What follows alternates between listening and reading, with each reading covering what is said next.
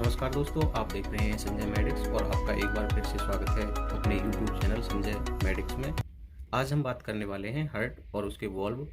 Heart में कितने valve होते हैं, एरोटिक वॉल्व में कोई प्रॉब्लम या समस्या होने पर उसका ट्रीटमेंट क्या होता है। तो चलिए जानते हैं। हमारी हार्ट का मुख्य काम ब्लड को पंप करके ऑक्सीजन और पोषक तत्व जो हमारे ब्लड में होते हैं उनको हमारे बॉडी पार्ट्स के विभिन्न अंगों तक पहुंचाना और हृदय के इस रक्त पंप साइकिल को हार्ट साइकिल कहते हैं। हमारे हृदय को हमारे शरीर की सबसे कठिन काम करने वाली मांसपेशी माना जाता है और औसतन एक स्वस्थ मनुष्य का दिल 1 मिनट में 70 से 72 बार धड़कता है, यानी 1 घंटे में लगभग 4800 टाइम्स।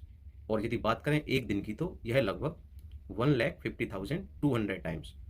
और यदि एक वर्ष की बात करें तो यह लगभग 4,20,48,000 टाइम्स इन ए ईयर। मान लेते हैं यदि कोई मनुष्य 80 वर्ष तक जीवित रहता है तो उसका दिल पूरे जीवन काल में लगभग 3 बिलियन बार पंप करता है। देखा कितने कमाल की मांसपेशी होता है हार्ट। शरीर को ऑक्सीजन से भरपूर रक्त की आपूर्ति भी हार्ट ही करता है। हार्ट एक मांसपेशियों से बना ऑर्गन है। हार्ट में 4 चैम्बर होते हैं। ब्लड का संचार इन्हीं 4 चैम्बर्स के द्वारा वॉल्व की मदद से होता है। वॉल्व को जो हार्ट में वॉल्व होते हैं वो इस प्रकार होते हैं। Number 1 aortic valve, number 2 pulmonary valve, number 3 mitral valve, tricuspid valve. एक औसत जीवन काल में वॉल्व करीब 2 अरब बार खुलते और बंद होते हैं। हार्ट के ये वॉल्व तब खुलते हैं जब हार्ट पंप करता है, और हार्ट जब पंप करता है तो ये वॉल्व ब्लड को सिर्फ आगे की तरफ पुश करते हैं, क्योंकि जो ये वॉल्व हैं यूनी डायरेक्शनल होते हैं। कहने का मतलब ये है कि इन वॉल्व के थ्रू ब्लड केवल आगे की ओर पुश किया जाता है। यदि किसी वॉल्व से ब्लड पीछे की तरफ आ रहा है तो हम कह सकते हैं कि इस वॉल्व में कुछ प्रॉब्लम है या वो फंक्शनिंग सही से नहीं कर रहा है। हार्ट जहां रक्त को जाने की जरूरत है वहां उसे पहुंचाने में कठिनाई महसूस करता है यदि किसी वॉल्व से ब्लड वापस या विपरीत दिशा में बहता है। तो जब रक्त हृदय से बाहर निकलकर पूरे शरीर में प्रवाहित होने वाला होता है तब एरोटिक वॉल्व इसका नियंत्रण करता है। वॉल्व संबंधी क्या क्या परेशानियां होती हैं। कभी कभी कंटिन्यू काम करने वाले ये वॉल्व माल फंक्शनिंग हो जाती है, या कह सकते हैं कि इनमें कुछ दिक्कत आ जाती है जिसकी वजह से रक्त के प्रवाह में परेशानियां आती हैं और पूरा स्वास्थ्य बुरी तरह से प्रभावित हो जाता है। स्टेनोसिस, जिसे विशेष रूप से एरोटिक स्टेनोसिस के नाम से जाना जाता है, एक ऐसी बीमारी है जिसमें एरोटिक वॉल्व के खुलने का मार्ग संकरा हो जाता है।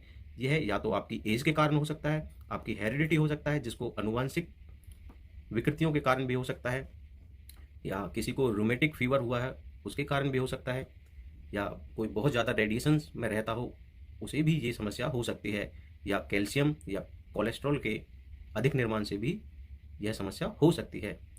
इसके परिणाम स्वरूप वॉल पर बने ये कड़े जो लीफलेट्स होते हैं आसानी से गतिशील नहीं हो पाते, न ही पूरा खुलते हैं और ना ही बंद हो पाते हैं। इसकी वजह से एरोटिक वॉल्व के द्वारा ब्लड को धक्का देकर आपके शरीर में पहुंचाने के लिए पंपिंग करने की क्षमता है वो कम हो जाती है, और इसे बिना इलाज के छोड़ देने पर यह एरोटिक स्टेनोसिस की वजह से हार्ट फेल होने का कारण हो सकता है। यहाँ तक कि सडनली डेथ भी हो सकती है। ब्लड का जब फ्लो कम होता है तो वॉल्व क्षतिग्रस्त हो जाता है या खराब हो जाता है और रक्त का रिसाव पीछे की ओर होने लगता है। यह रक्त के संचार करने का हृदय का काम बहुत मुश्किल बना देता है, और अगर इसे बिना इलाज के छोड़ दिया जाए तो इसके परिणाम स्वरूप हार्ट फेल भी हो सकता है। एरोटिक स्टेनोसिस के जो सिम्टम्स हैं, एरोटिक स्टेनोसिस के कुछ जो लक्षण हैं मैं आपको बताने वाला हूँ।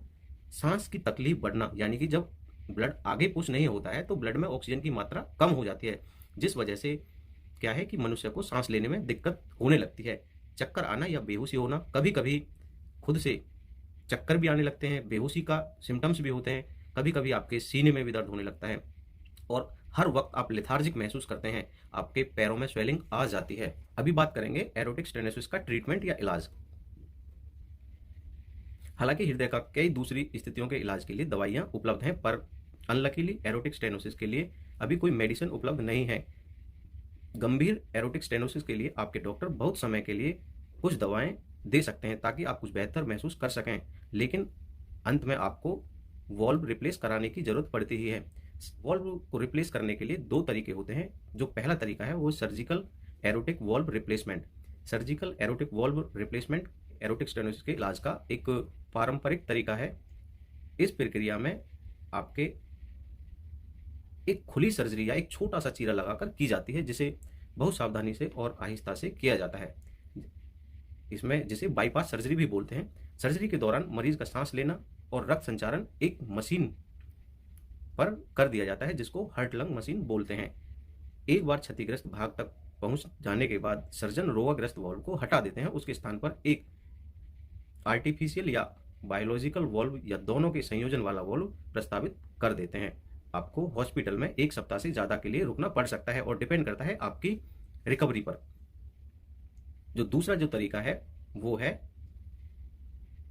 ट्रांसकैथेटर एरोटिक वॉल्व रिप्लेसमेंट, जिसको टावर भी बोलते हैं। ट्रांसकैथेटर एरोटिक वॉल्व रिप्लेसमेंट जो संकरे एरोटिक वॉल्व को रिप्लेस करने के लिए अपनाई जाने वाली लेटेस्ट टेक्नोलॉजी है। वॉल्व संकरा हो जाने के कारण ये ठीक तरह से खुल नहीं पाता, यानी कि जो लीफलेट्स हैं वो खुल नहीं पाते हैं। ट्रांसकैथेटर एरोटिक वॉल्व रिप्लेसमेंट को ही कभी कभी ट्रांसकैथेटर एरोटिक इम्प्लांटेशन भी कहा जाता है। ट्रांसकैथेटर एरोटिक वॉल्व रिप्लेसमेंट एक ऐसी प्रक्रिया है जिसमें वॉल्व का रिप्लेसमेंट उसी तरह किया जाता है जैसे कार्डिक स्टेंट लगाया जाता है। इस प्रक्रिया में हार्ट या चेस्ट केविटी को खोलने की जरूरत नहीं होती, यानी ये जो वॉल्व हैं वॉल्व धातु की एनिमल्स के सेल्स के संयोजन से निर्मित होते हैं। इन्हें एक पतले वायर की सहायता से ले जाकर जो वॉल्व अभी है उसी पर फैलाकर रख दिया जाता है। यानी कि ये प्रक्रिया जो आपके पैर के भांति जैसे आपके कार्डिक स्टंट लगाए जाते हैं उसी प्रकार की जाती है। ये वाल्व तुरंत ही काम करने लगता है। ये जो सर्जरी है नो डाउट रिस्की है, पर आमतौर पर पुराने रोगियों में जोखिम भरा होने के कारण पुराने रोगियों में सर्जिकल प्रक्रिया न अपनाकर टावर यानी कि ट्रांसकैथेटर एरोटिक वॉल्व रिप्लेसमेंट किया जाता है। यह सर्जरी की अपेक्षा कम रिस्की होता है। इस प्रक्रिया में जो संकरे एरोटिक वॉल्व में बिना किसी बड़ी सर्जरी के सुधार कर दिया जाता है और आर्टिफिशियल वॉल्व को लगा दिया जाता है। Transcatheter erotic valve replacement valve stenosis के संकेत और लक्षणों में आराम देता है और जटिलताओं के कारण जोखिम भरा होने से जिन लोगों की सर्जरी नहीं की जा सकती उनके जीवन की संभावना को बढ़ा देता है। ट्रांसकैथेटर एरोटिक वॉल्व रिप्लेसमेंट कब किया जाता है? यदि आपको गंभीर एरोटिक स्टेनोसिस के इलाज के लिए सर्जिकल एरोटिक वॉल्व रिप्लेसमेंट के माध्यम या उच्च स्तर का खतरा है या आप उस सर्जरी को टॉलरेट नहीं कर पाते हैं तो आपको ट्रांसकैथेटर एरोटिक वॉल्व रिप्लेसमेंट की सलाह दी जाती है। ट्रांसकैथेटर एरोटिक वॉल्व रिप्लेसमेंट इस बात का संकेत भी दे सकता है कि आप वह व्यक्ति नहीं है जिसकी ओपन हार्ट सर्जरी की जा सके। यदि आपके पास मौजूदा विकल्प वॉल्व है जो पहले एरोटिक वॉल्व को बदलने के लिए डाला गया था लेकिन अब अच्छी तरह से काम नहीं कर रहा है तो आपको ट्रांसकैथेटर एरोटिक वॉल्व रिप्लेसमेंट की सलाह दी जाती है। ट्रांसकैथेटर एरोटिक वॉल्व रिप्लेसमेंट से पहले आपकी कुछ जांचें होंगी जो इस प्रकार होती हैं। यदि आपके डॉक्टर महसूस करते हैं कि आपको एरोटिक स्टेनोसिस हो सकता है तो आपके इस विचार को पक्का करने के लिए इकोग्राफी की जाती है और ऑपरेशन में कितना जोखिम हो सकता है इसकी जांच पूरे स्कोर से कराते हैं।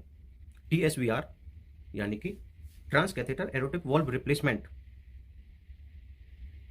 के बाद इस पर फैसला लिया जाता है। रक्त वाहिकाओं यानी कि जो आपकी आर्टरीज हैं कॉर्नरी आर्टरीज को देखने के लिए 320 स्लाइस CT कॉर्नरी एंजियोग्राफी और आपके पैर वाले स्थान की जो आर्टरी है और जो वेन्स हैं उनका आर्टियोग्राम किया जाता है।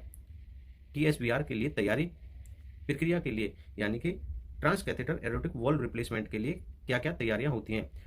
टावर प्रक्रिया के लिए आपको कुछ निश्चित निर्देश दिए जा सकते हैं। आपका इलाज करने वाली टीम आपसे इस बात पर विचार विमर्श करेगी कि आपको इस प्रक्रिया के लिए कैसे तैयार होना है और इस प्रक्रिया के दौरान क्या उम्मीद है। अपनी इलाज कराने वाली टीम से आप इस प्रक्रिया के बारे में कोई भी सवाल कर सकते हैं। शरीर के जिस स्थान पर प्रक्रिया होगी वहां से आपके हेयर रिमूव कराए जाते हैं। आपको प्लानिंग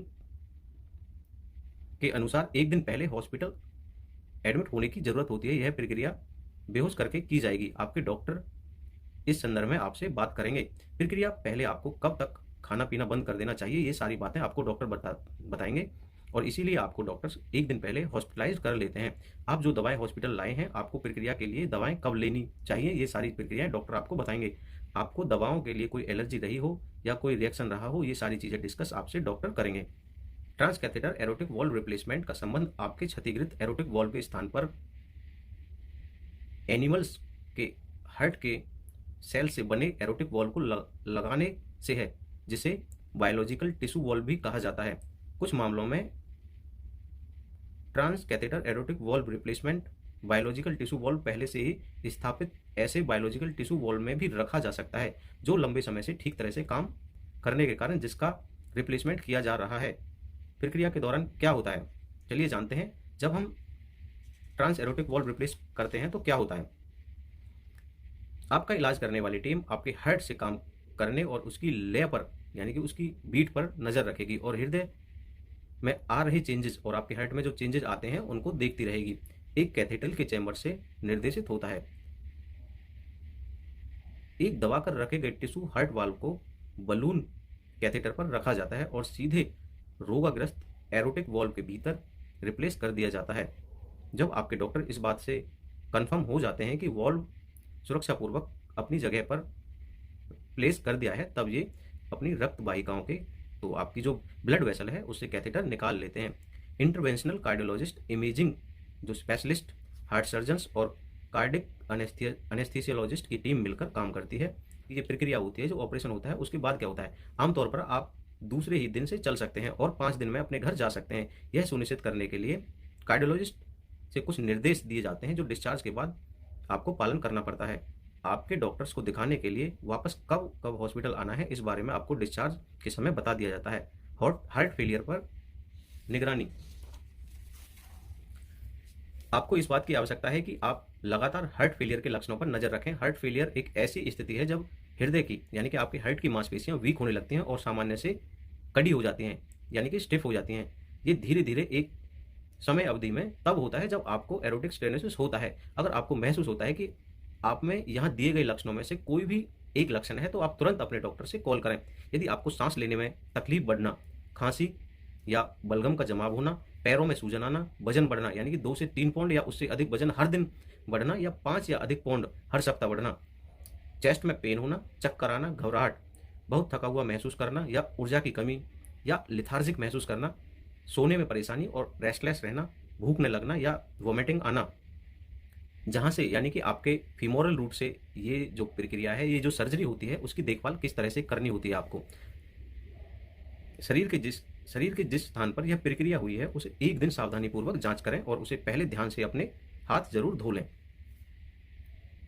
उस स्थान पर 24 आवर्स के लिए एक पट्टी बंधी रहने दें।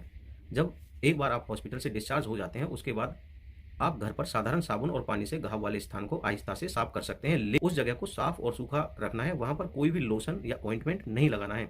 यदि कुछ ऑइंटमेंट लगाने के लिए डॉक्टर्स देते हैं तो वही लगाना है, अपनी मर्जी से कोई ऑइंटमेंट या लोशन नहीं लगाना है। यदि आपके जिस स्थान पर कट या इंसिजन छोटा सा दिया गया है और यदि वह आपकी थाई और पेट के बीच की है तो उस जगह पर थोड़ी बहुत चोट का सा निशान आ सकता है या तकलीफ हो सकती है, लेकिन यह सामान्य बात है। ऐसा हो सकता है सर्जरी के बाद वह जो आपका भाग है वो थोड़ा फ्रेजाइल यानी कि नाजुक हो जाता है। यदि डॉक्टर्स ने वॉल्व रखने के लिए आपके पैर और पेट के बीच के स्थान का चयन किया है तो उस जगह पर आपको थोड़ी हल्की गांठ महसूस हो सकती है और यदि वह गांठ यदि लगातार बढ़ती है तो तुरंत आपको डॉक्टर से संपर्क करना है। यह 4 से 6 सप्ताह में अपने आप ही गांठ खत्म हो जाती है। कुछ मामलों में थोड़ा ज़्यादा समय लग सकता है। तो आज हमने देखा कि हार्ट में कितने वॉल्व होते हैं, एरोटिक वॉल्व में स्टेनोसिस या कोई खराबी होने पर उसका क्या ट्रीटमेंट होता है। आशा करता हूँ आप मेरे द्वारा दी गई जानकारी आपको पसंद आई होगी और आपको पता लगा होगा कि एरोटिक वॉल्व में स्टेनोसिस होने पर हम किस तरह से उसका ट्रीटमेंट करते हैं। मेरे द्वारा दी गई जानकारी पसंद आई हो तो कृपया मेरे चैनल को लाइक, सब्सक्राइब और कमेंट करना ना भूलें और इसी प्रकार की जानकारी के लिए मेरे चैनल पर लगातार बने रहें। धन्यवाद।